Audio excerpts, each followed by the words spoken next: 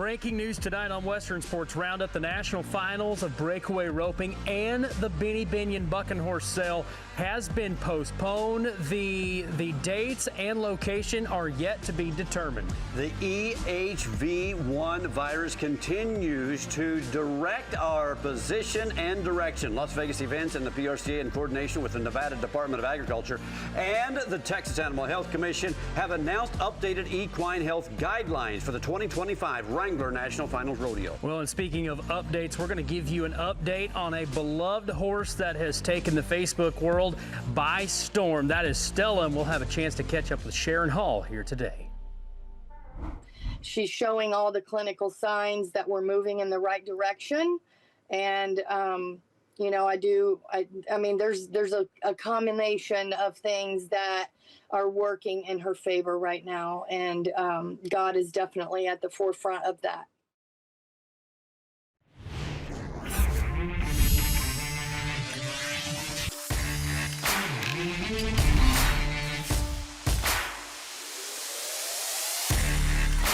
Just in the last few moments, we've had breaking news from the South Point Hotel and Casino in Las Vegas about the National Breakaway Finals, the Permit Challenge, and Benny Binion Horse Sale. These are titled canceled events, but at least for the Breakaway Finals, the word that we are getting here at the Cowboy Channel that they have been postponed perhaps to a later date, still coinciding with the Wrangler National Finals Rodeo, and will likely continue, just not on the dates originally scheduled. Originally, Jordan Joe Hollabaugh and myself were going to call the action at the National Finals of Breakaway Roping starting a week from Tuesday in Las Vegas, Tuesday and Wednesday. Jordan Joe, what was your reaction when you got the news just a few moments ago? You know, I think a lot of uncertainty and shock, and it's just not something you want to hear. You know, these girls have worked all year long. This is what they're looking forward to, the National Finals Rodeo, with the unfortunate events of the EHV that's happened earlier. You know, I think there's just so much uncertainty going around. But the main focus for these girls is, okay, how do we pivot? What's next steps? When is it going to be? Where is it going to be? And how can we prepare? And in terms of maybe a postponement, you and I were talking earlier today about how one of the greatest fears or worries is qualifying for the NFR and not having your good horse. And this could be such a positive thing to allow the requirements, the two-week quarantine, to maybe allow those good horses to compete at the National Finals of Breakaway. Yeah, you know, I think first and foremost, our horses are put first before anything else. Their health, their safety, their wellness, right? We could not do our job without our equine athletes. And so a lot of these girls were putting their horses first. If they were participating at Waco, which some of them were that were at the National Finals Breakaway, the deadline for the quarantine was supposed to be December 2nd, which is the first day, or was the first day of the National Finals Breakaway. So that's going to kind of play into favor and help with the quarantine break, you know, and when you're supposed to keep your horses secluded for some of those girls. But, you know, I think the main focus is keeping our horses healthy, and then, you know, preparing for the National Finals of Breakaway Roping and showing up to compete at something that they've worked for all year long. I'm going to switch gears completely and end this quick interview on a positive note. You have been, through your podcast, In the Loop, been talking to the top 15 qualifiers. The most interesting one thing that you found out about one of the players that you didn't know about the top 15 in breakaway roping? Getting to do the interview for the 15 Days of Breakaway is something I look forward to every year. And Bailey Bates is probably the one that I learned the most about, and she has a really neat story. But it's on In the Loop podcast. It goes from number 15 to number 1, 15 straight days in a row. The last day of the podcast will be December 1st. And so if you guys haven't listened to it, go check it out. But Bailey Bates shares a really cool testimony. There's 4 rookies this year coming in for the National Finals Breakaway Open. It was fast and fierce all year long. The numbers were astonishing. There's a lot of veterans that came in. There's some fun segments that we do. We have a little bit of fun with everybody on the show. And it's just a time of the year. It's like a countdown for Christmas for me is 15 Days of Breakaway. So I look forward to it, and it's on the Cowboy Channel and Rodeo Live YouTube. All right, well, hopefully you and I will be sharing the booth together on some dates that we will find out about really soon, and a location that hopefully will be in Las Vegas during the Wrangler National Finals Rodeo. George Joe, thank you for your time. Yes, sir. Thank you.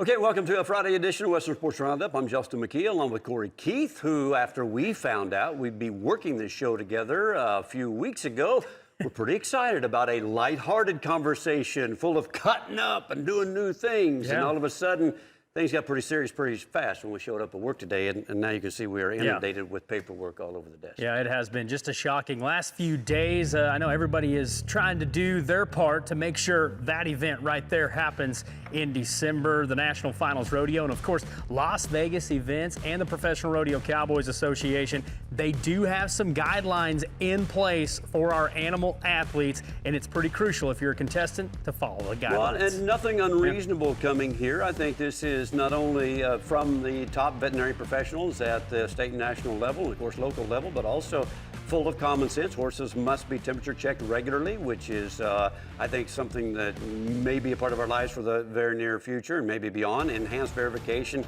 and check-in procedures are all going to be stepped up, all in the name of biosecurity measures. Yeah, and I know biosecurity is a big word in our Western way of life, but let's not make no mistake about it. This is serious what's going on.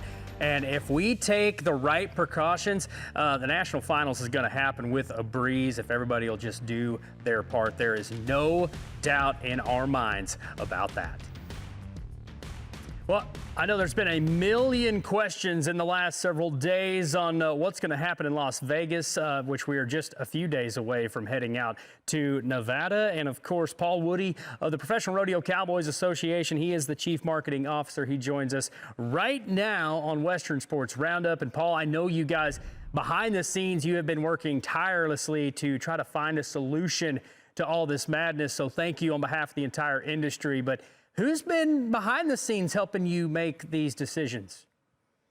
Corey, it's never a good thing when somebody from the PRCA gets asked to be on Western Sports Roundup, but I do appreciate y'all having us on and wanting to set the record straight. And if we know anything about social media, you can find a different story every day about this and how we're attacking it and how we are truly trying to make sure that we pull off a safe and full National Finals Rodeo out in Las Vegas. We have a group of veterinarians that help us make these decisions, that analyze and look at how we can do things safe in the arena and out of the arena. And we've also been working with state officials from Texas, where this kind of started, across the country into Las Vegas, and the Nevada Department of Agriculture has been key in helping us figure out what do we need to do to make sure it happens on the dates that it's supposed to happen out there. Well, yeah, it just seems like we're having a little flashback of 2020 when our entire industry shut down because of a different virus that was in people. Now we're trying to take care of our animal athletes that we care for each and every single day. What are going to be some of the requirements for the horses that are going to be competing at the NFR? Yeah, you know, the important thing is that we're communicating it up front and being clear and transparent about it, and everybody knows how to prepare themselves as they make the trek west. But we are requiring that there is going to be a 7-day certificate of veterinary inspection. We are not allowing anybody into the venue if they have been in contact in a specific amount of time. And biosecurity measures are going to be maintained throughout. We're discussing all the ancillary events in town, how we keep these world-class athletes separated and safe. And daily temperature checks are going to be part of that guideline, so that if there is something that starts to pop up, we're going to know in advance and how to handle it. But the important thing is we keep the animals separated when we're out there. There's discussion about potentially keeping all the animals on site that are competing and not having anybody trailer those animals in and out as they have in the past. So it might be a fair statement that some of these requirements could change as we move forward, just depending on how things are going with the outbreak and the horses that are in our industry. A lot of things could change day by day, but right now we're just taking the right protocols to prevent what we all don't want to happen, of course. And tell us a little bit about, there's some rumors floating around that breakaway roping might look a little bit different this year. Can you give us any insights on that? Yeah, one thing about about the only constant is change. And so you're correct. Things could modify from today. November 30th is when these animals have to arrive at the Thomas and Mack. So we're getting inside that 7-day window as to when some potential changes or additional outbreaks may impact what we're doing. But daily calls have been had, and you're right, that National Finals of Breakaway Roping at the South Point Arena has been it's not going to happen on December 2nd and 3rd. We spoke with the venue, and the influx of athletes and animals and everything over those couple of days, it's not as controlled of environment as what we have at the Thomas and Mack. There's not as many open stalls. There's not as many outdoor stalls. We don't have the opportunity to quarantine. And to be honest, it happens before December 4th when the NFR happens. So there's a lot of factors that have gone into it. The Benny Binion Bucking Horse sale is not going to happen on the day that it was scheduled. I know Miss Rodeo America, their horsemanship portion's not going to happen. So, you said it, Corey. It is it's the gathering of the entire Western industry out there in Las Vegas. So it should not be surprising that all these events are happening and everybody has their ear to the ground trying to figure out what and how to do it safely, because our sport and our way of life was built on the back of these beautiful animals. Absolutely. I hats off to you guys. I know you guys are in the hot seat right now, but thank you for going to bat for everybody. I know our entire industry it unfolds in the next few weeks in Las Vegas, the richest 10 days in the world of rodeo, and you guys are going to try to make sure that happens in a timely manner and a safe manner for our equine athletes. So Paul Woody, thank you so much for joining us. He represents the Professional Rodeo Cowboys Association as our Chief Marketing Officer. So Paul, thank you once again. Thank you, Corey. Look forward to seeing you out there in a couple weeks. All right, so I like what I'm hearing here, because I think we've got to trim some fat. We've got to take some precautions. Yep. I think modifications is the name of the game in animal agriculture and agriculture period. We just got to be able to pivot. And I like that. No off-campus horse housing. Those are things that, some contestants are going to go, oh, man. Yeah, I know. Yeah, we're not receptive to change, but in this instance, we have to be. Yeah, I do know that we have gotten information, just as that interview was taking place, that there will probably be no grand entry for the contestants, because that's extra horses. I think they're going to get away from the extra horse. Probably no buddy or traveling companion horses are going to be allowed on premises. That's just me speculating there. But we do know that the grand entry horses are probably not going to be on location, no grand entry. But all of that is so we can guarantee that the main thing is the main thing, and it happens, and that's the Wrangler National Finals Rodeo. Yeah, and of course, crowning world champions, that's what it's all about, the 2025 season. And an unbeatable moment that's already happened this week happened in Mulvane, Kansas, and I'm just going to say, it was unbeatable. When Cole Patterson rode into the box in round 10, he had to place at least third, and he goes and ties the fastest steer he's ever tied at the National Finals of Steer Roping. Needed a 10-2. That's how close it was between Cole Patterson and the Rookie of the Year, was just all rookie, Riley O'Rourke. Cole Patterson is going to tie his father with 4 world championships, one of the most royal families in all of single steer roping. And an amazing conversation that we had with the newly crowned world champion was Monday here on Western Sports Roundup. I got to know this. At the end of the night after round 2, when you won that 4th world title, was there any kind of elbowing Dad like, hey, you won 4 world titles, I can do it too? No, I didn't say that yet. But whenever he starts criticizing me this year, I'll say, hey, we're on the level playing field now. No more looking down on me about having less saddles or buckles than you. We're even now. But no, at the end of the day, anything he tries to tell me, he's been around a long time, and he's seen everything there is to see in this business. So if he tries to help me with something, I'm going to try my best to listen.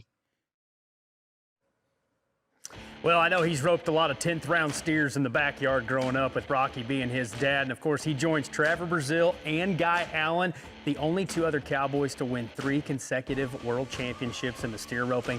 Cole Patterson, congratulations. You are a champion, my friend. Great stuff. That is the unbeatable moment, brought to you by Unbeatable Feeds. No grain and no problem. But of course, still to come, Anita Ellis, the first timer to the national finals. She was in a critical accident. We will give you an update on her road to recovery. Thoughts and prayers continue to be with Anita. Yeah, progress. That's what we want to see, and that's what we're hearing. And later on Western Sports Roundup, Steve Ross is going to join us from the National Reining Horse Association talking about the decision, yes, because of EHV-1 to delay their futurity in Oklahoma City. Western Sports Roundup brought to you by Resistol, the official hat of cowboys everywhere. We live it every day. Boldly live in rock and roll denim. Well, welcome back, everybody. You're watching Western Sports Roundup as we continue to update on everything that's been going on in our world of rodeo. But an update we need to get to right now. Anita Ellis, a first-time qualifier to the national finals, was in a tragic accident.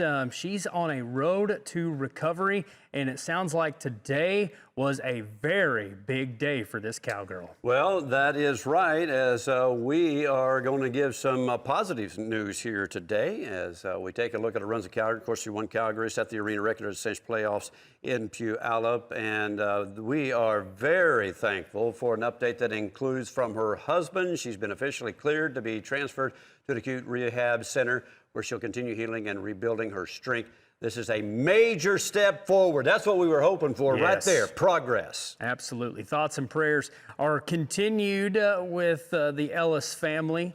And yeah, I mean, she's on a road to recovery, and I know she's going to be back on a horse before we know it. Well, she's used to breaking records. And I I bet that's what she's going to be going for in that hospital. Thank you to Extreme Barrel Race on social media, helping us out with that information here today. If you want to follow her story, they're doing a great job keeping us updated right there with Extreme Barrel Racing. That is actually, that was update number 6. So if you haven't been following her story, you've got some catching up to do. Yeah, absolutely. Hey, and also some more updates. The World Series of Team Roping. I know everyone is concerned, well, is it going to happen? Is it not going to happen? Well, they have some protocols in place. So yes, they are planning to rope at the South Point Hotel Casino.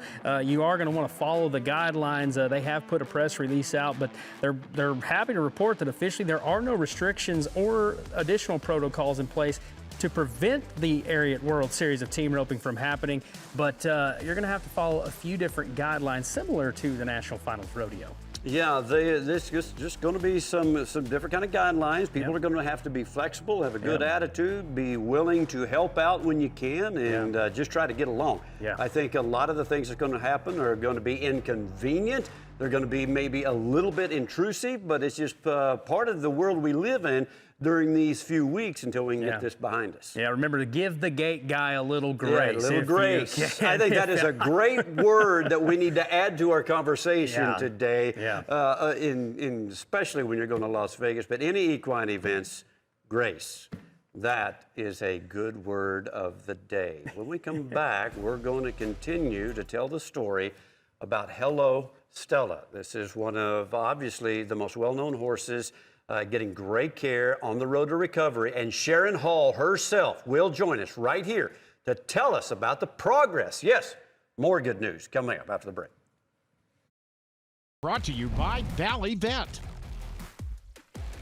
Well, it is time for the Horse of the Week presented by Valley Vet. And as you can see, that's the Southeastern Circuit Finals, and that is Margot Crother having a great week down in the great circuit finals, and boy, she adds to her 2026 season already. You know, lots of round money. She's going to pick up the average championship, and that is Sailor's Packing Fame out of her NFR mare. She's only 6 years old by Whitney Davis's BR Golden Leader that Cassie Mallory won the WPRA for Charity on 6 years ago. And good-looking horse. And a great job, big win. And Margot Crothers, who went to the NFR a few years ago, now focusing on that Southeastern Circuit, where she's been pretty dominant for several years. She has, and you can tell that horse is photogenic. He's got his ears up for the moment. And there's a look at the top 5 cowgirls in the barrel racing at the Southeastern Circuit Finals. Jenna Beaver, Riley Adams, Aaron Wetzel, and Taylor Carver. But of course, Margot Crother, 45-11 on 3 runs. A great weekend for Margot. As EHV continues to take its toll on some of the best-known horses in Western sports, you're taking a look at Hello Stella. That was the 2021 World Champion Futurity horse that won almost $500,000 at Futurity a year, and has crossed over $1 million. And that was a horse that is owned by Sharon Hall, who is currently in ICU at Stillwater, Oklahoma, at Oklahoma State. Sharon has been very gracious, upfront, and candid about the situation and the process that one of the most popular barrel horses in recent memory has been going through. I know, Sharon, as we welcome you to Western Sports Roundup, it's been excruciating, but you remain strong, and we appreciate you taking the time to join us today. Thank you. I feel like I don't really have another option. I need to fight as hard as she does, and we're just letting God do his thing, and I really feel like we're witnessing a miracle. Well, I want to ask you this. I know you've been through a lot in the past few days, and we've been updated on Stella, but Sharon, I think the whole world needs to know, how are you doing? Because I know this has been a roller coaster for you. I'm emotionally drained, but I know that I have strength within to fight and be her support, and that's why Lazy E has been gracious enough to let me continue to stay here in isolation with my other two horses and be, within 45 minutes of Stella, to where I can get my 2 visitations in. Obviously, being in ISU, they limit, visitation times. So I'm able to go in the morning and late afternoon. So that's where I'll be heading after this. So I want to encourage everybody to go follow your page on social media, because you have been letting everybody know step by step exactly what's been going on, including this emotional roller coaster that you've been going through. But right now, I know a lot of people are wondering, okay, I've got horses or I've got friends that's got horses. What were some of the initial signs where you were like, uh-oh, this might get serious? Yeah, well, was multiple, like a couple different signs, but I mean, obviously nobody knew of any kind of outbreak or disease that had affected any horses that we knew of until Monday, that I knew of. And so Saturday morning at my house, I had Stella completely reset into some new poly type rubber shoes, like glue-on shoes. And so then we came up here to the BFA, and the next morning I just noticed a little bit of stocking up in the hind legs, and didn't think too much other than, maybe new shoes and being in a stall overnight, and then, walked her out the next day, and this just kind of progressed. And then Monday, all 4 legs were starting to stock up. So I kind of got a little nervous and called my vet, called the farrier. I started taking temps, and then that's when I started hearing of another horse that was sick and had been put down. And so Stella had no temperature and no other clinical signs, like no respiratory, nothing. She actually rode. I rode her Sunday lightly and Monday, and no difference, felt like Stella. And then Tuesday, I get her out of the stall that morning, and she was a little bit slow coming out. So I saw a little bit of lethargicness. And then by noon, when I got her back out of the stall and checked her temp again, but I have to, remind that on Tuesday morning I did check temperature, none of my horses. And then at about noon, 1 o'clock, got her out, started trying to walk. And then that's when I noticed her gait in the back was not stable. And so I immediately called Oak Ridge, and they did not want to take her. So I called OSU, immediately hauled her over there, and they immediately saw her and began treating. Well, first of all, I'm going to give you some credit, but I know where you give your credit, of course. Way to be on board with keeping an eye on your horse and knowing something just wasn't right. I mean, you were on top of this before you even knew what was going on in our equine world. Yeah. As horse owners, how do we proceed with this? How do we continue to have confidence hauling our horses places? Do you have anything for horse owners in regards to that? I mean, honestly, we all take a risk when we load up and go to an event. I mean, we all know that this is not a new disease. It's been around for a lot of years, and there's been other outbreaks. But we do all take a risk when we load up and go to an event, which is why vaccines are encouraged when you travel with your horses. And I've been diligent to do that with mine for probably the last 6 to 10 years. Every 6 months they get vaccine and boosted. So I feel like that may have been why we did not catch the respiratory strain. But unfortunately, there's not enough evidence and, studies of why they get the neurological strain. So I'm not a vet and I'm not going to claim it. So, but, to take precaution, I mean, moving forward, now that we have, great horses that are affected by this, that we need to do, and the biosecurity measures need to be practiced, and that's probably my biggest advice. But at this moment, stopping the spread is probably the most important thing that we could do. Sharon, I want to talk about the video that we've been watching with the horse in the stall spinning around. That was some recent video that you were able to capture just in the last few hours. And a lot of people may not realize how grim the situation was at the onset when it really came on hard, and how amazing this video is to you today, what it means to Stella to see her moving around the stall, to start wanting to eat her hay, listening and cooperating. Today was a big turning point. Yes. Even yesterday I saw, which, yesterday was about the 48-hour. Now we're getting into the 72. So when you get through that hump, you're stable. And now we're hoping that nothing worsens and we can start rehabilitating at this point. So she's showing all the clinical signs that we're moving in the right direction. And, I mean, there's a combination of things that are working in her favor right now. And God is definitely at the forefront of that. Well, I know horses are a big part of, obviously, Western sports, and not only are they great athletes, but they're great friends. And I know you guys have been separated now for a few days. I know that Stella's going to be okay. We're all believing, everybody watching at home, we're believing with you. When you get to take Stella, put that halter on her and load her up in that trailer, what's the first thing you're going to tell Stella? She's a champion, and she is, and she always will be.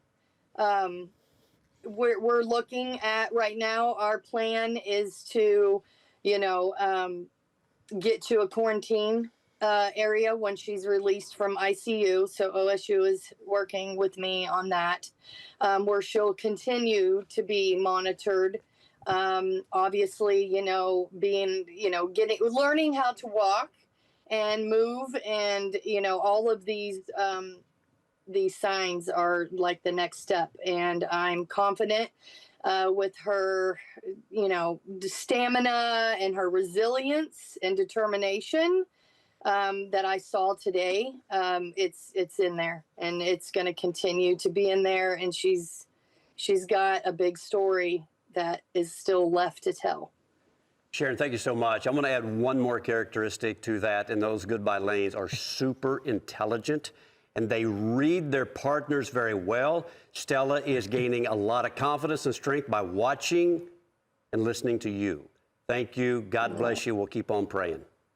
Thank you. We need people to keep praying. We'll do it. Well, we are not totally shut down. There's still a big roping that happens in Granbury, Texas, to get the guys ready for the National Finals Rodeo. And we'll talk more about the 3L Classic feature on the other side of this one. Cowboy Channel's pre-NFR coverage is brought to you by Ariat.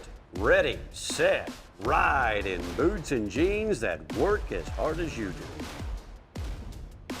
Well, it is time for the breakaway run of the week, brought to you by MVP, where product, performance, and quality are guaranteed. And that cowgirl right there, the former Bobcat from Montana, Claire Barclow, 9-7 on 3 at the Great Lakes Circuit Finals. What a great weekend for her. How about a rookie right there winning the aggregate, $4,400. She placed second in 2 rounds, and she won the aggregate by about almost 3 seconds over Taylor Mason.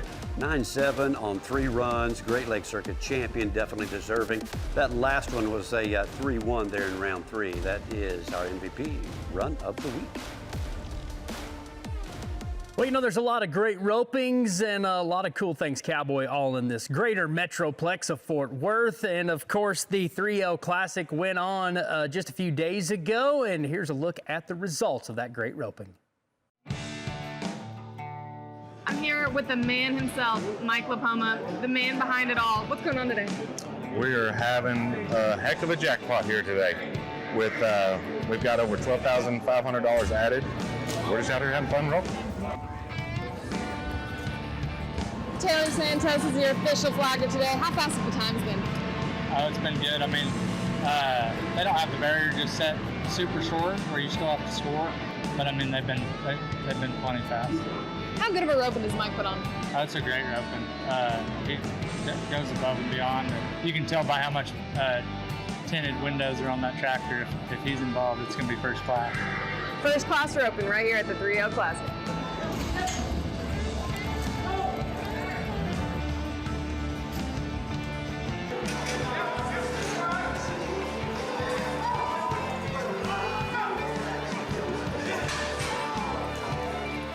Shad Mayfield takes round 1 with a 7-8. Shad, what horse were you on today? I was on Luke Potter's horse, Newt. I've been trying to get with that horse here lately.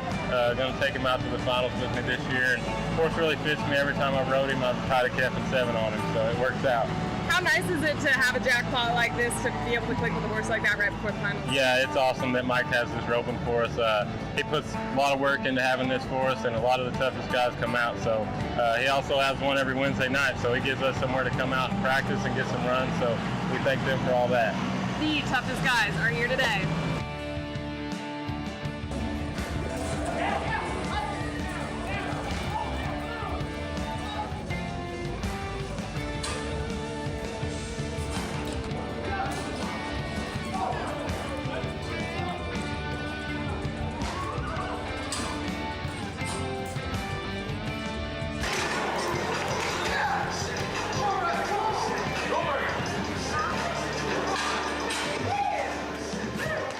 Brody Clemens takes round 2 with a 7-2, the fastest time we've seen today. And you're no stranger to this arena. How often do you come here? I come here once a week, every week. It's like my backyard.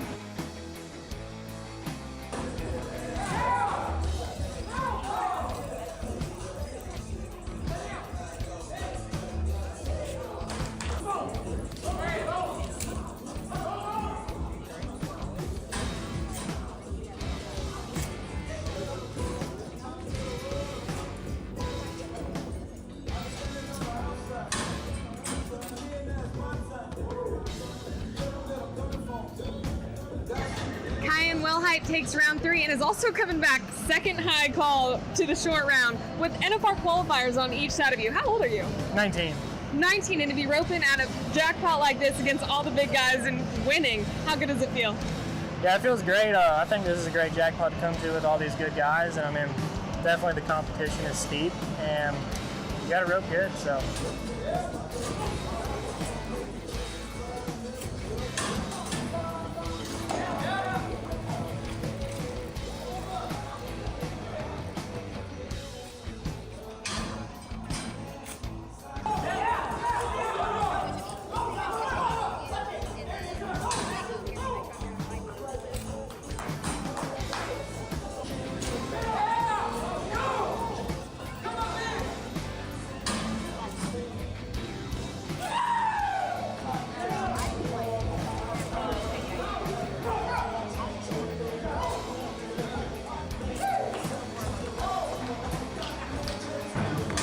Your champion of the 3L Classic in 2025 is none other than Shad Money Mayfield himself. How much money did you win today? Quite a bit. You know, this roping pays really good. This is my third time winning the roping, and every time it's paid really good. So just thankful to be here and thankful to get the win.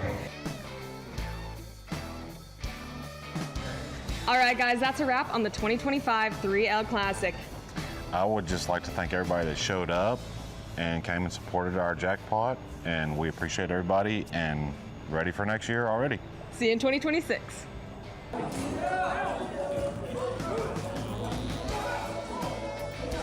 All right, looking forward to next year. That Wednesday night weekly has been canceled due to the virus outbreak. Hopefully we'll be on schedule for 2026. Yeah, hopefully so. And we'll have a chance to catch up with Steve Ross on a few changes that are coming up with the NRHA with their event in Oklahoma City. He's got a few updates for us to keep you in the know of what's to come here the next couple of weeks.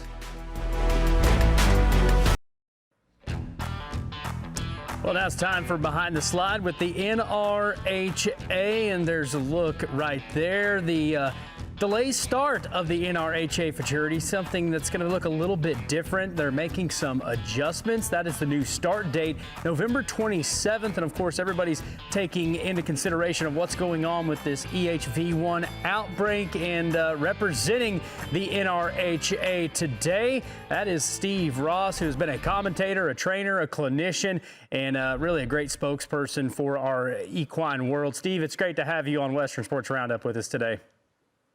Hey, thanks so much. I love all things Cowboy Channel, so it's always a pleasure to chat with you guys. Absolutely. Hey, I know you guys are kind of scrambling, making some last-minute calls to move your event. What kind of protocols are we putting in place? Well, we did what we had to do. You know, we've pushed the start of the NRHA futurity back till November 29th to give us time to fully scrub down the Oklahoma State Fairgrounds, and I got to give them a lot of credit, led by their team there with Kirk Slaughter. They're done a great job. I just saw some pictures and videos coming in. Every shaving's been removed from every stall. The whole place, including the dirt in the arena and the bleachers, is really getting a good disinfectant. So I feel like we've given ourselves enough time to take a breath, wait for any secondary infections that may crop up, give people time to make the best choice for their horses, and go on with what we feel like is going to be a safe event based on the advice of the vets and what they're telling us.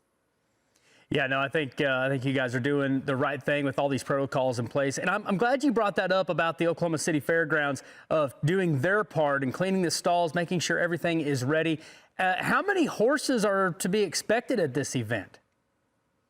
Well, that's one of the precautions we've taken is now we're just going to limit it to the 3-year-old division. So you're probably looking between open and non-pro horses in the neighborhood of 500. Now, by eliminating the ancillary classes, for example, the limited non-pro and the rookie class, you cut out the majority of the horses. The reason we do that, and we're going to have that event later, the North American Affiliate Championships, and we can reschedule it.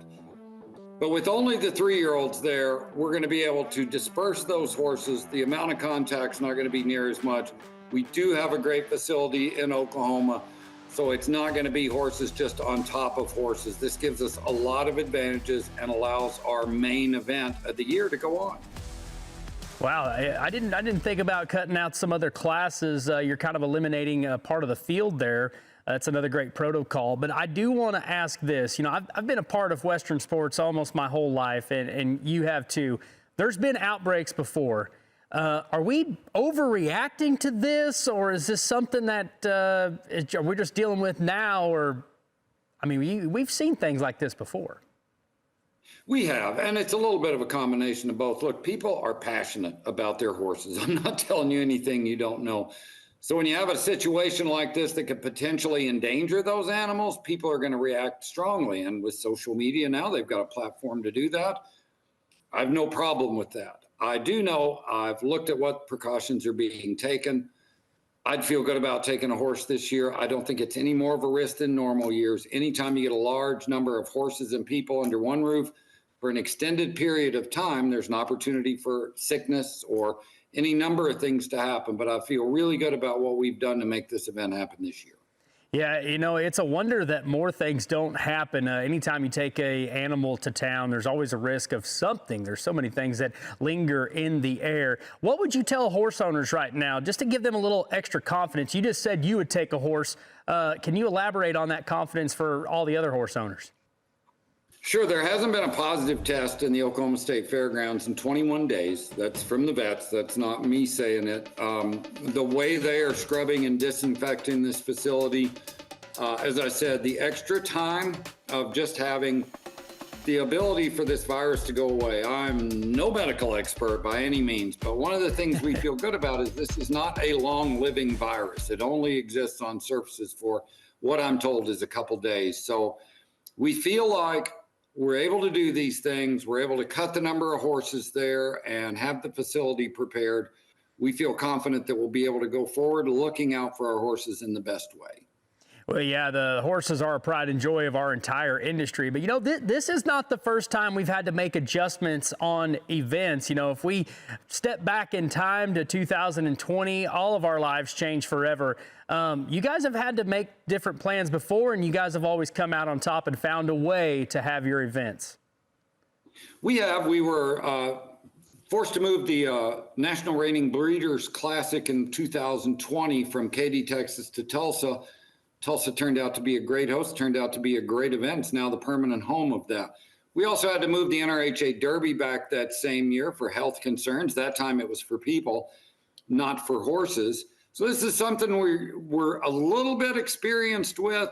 It's not a situation that the NRHA takes lightly because there is a financial fallout, even from doing it this way, that's just undeniable when you consider the vendors, the number of flight arrangements and travel arrangements for staff that have to be rebooked.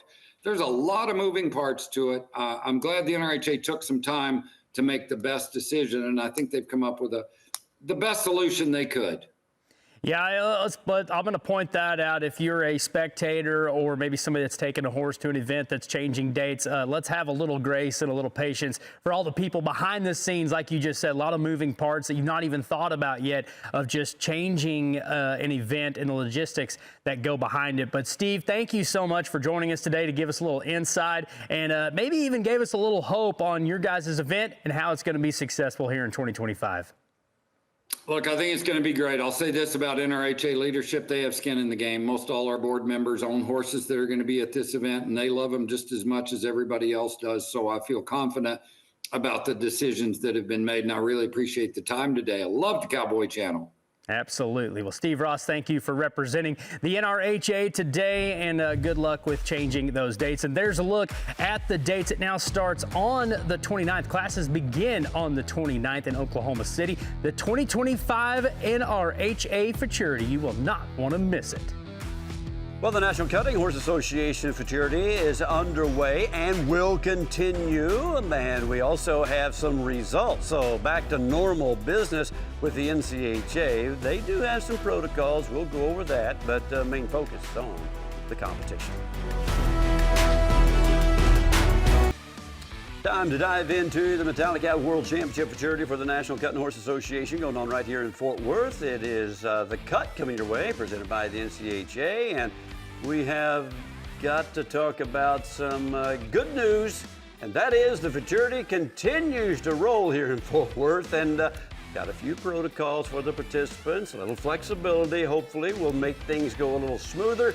Here's the setup right there, as we can see, just common sense. Yeah, common sense. Full cooperation with state authorities, which we should always be doing with our horses, and consent temperature checks with athletes and contestants, and strict controls on horse-to-horse contact. I mean, I think that's the most important part of all of this, is to limit that contact on these animals. Okay, so the Futurity will go through December 6th. Right now, let's talk about one of the big winners, a couple of big wins for a youngster doing some mighty good things. As we dive into today's Futurity results, 3-year-olds are doing something extraordinary, and this is the first run under the bright lights of Fort Worth. The Metallica World Championship Futurity is where we get our first true look at the future of our sport with fresh talent. Yeah, Cooper Clark, he's from Weatherford, Texas, 20 years old. It's pretty incredible. You know, a year ago, he found himself in 3rd and 4th in the 2 divisions that he competed in. This year, it looked a little bit different. He takes his first championship here. I'll just go ahead and tell you, won about $41,000 in both events at this great event. And as you can see, that is a cool looking horse. Side Eyes is the horse that he was on there, and there's a look at your top 5. Cooper Clark dominated. 4 points is what separated him from 2nd place, so congratulations to him and a job well done. Yeah, riding that 3-year-old Bad Moon Rising, and the owner is 1027 Ranch. And here's the other win that Cooper gets to take home the Intermediate Open Finals on Bomb Proof, and he continues to stack up a large amount of money, and this is by raising the cash out of a Pipe Bomb Dream mare. The championship score was 221. The breeder SMF cutting the horses, and good job. First round 218.5, then a 217.5, and then the final score that 221. Finished second go. Man, good stuff right there. Yeah, look at that spread right there in your top 5. And just to add, Cooper Clark, I told you $41,000 is what he won. That's $126,000 total lifetime earnings now for that young rider. 20 years old. That's pretty cool.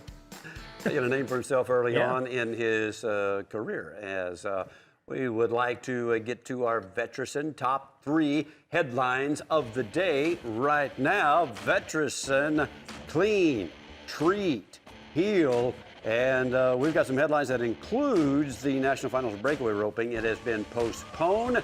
Searching for a new location that is underway, hopefully during the regular NFR, hopefully in Las Vegas, and we'll let you know when we know. Yeah, and the NRHA futurity delayed due to the EHV-1, but they're taking all the right protocols. I know the fairgrounds in Oklahoma City, they have literally dissected every stall, removed every piece of shavings.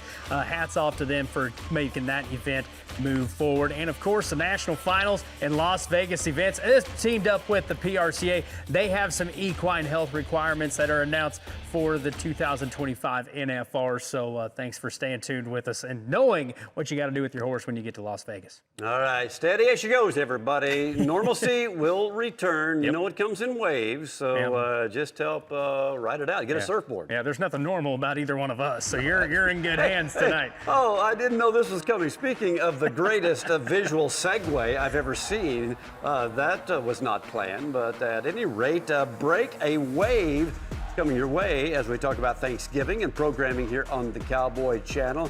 And man, we've got some real beautiful, colorful stuff coming your way over Thanksgiving. Oh yeah, you're gonna enjoy yourselves and with your family, of course. And if you get tired of your family, just tune in and watch Rocker Steiner and Hell on Wheels. You will not want to miss the tidbits of that. It's been so much fun watching that, hasn't it? He would love to get to know your family and you his as we continue with new and original programming here at the Cowboy Channel. Have a great weekend, everybody. Thank you for joining us, and hang tough, everybody.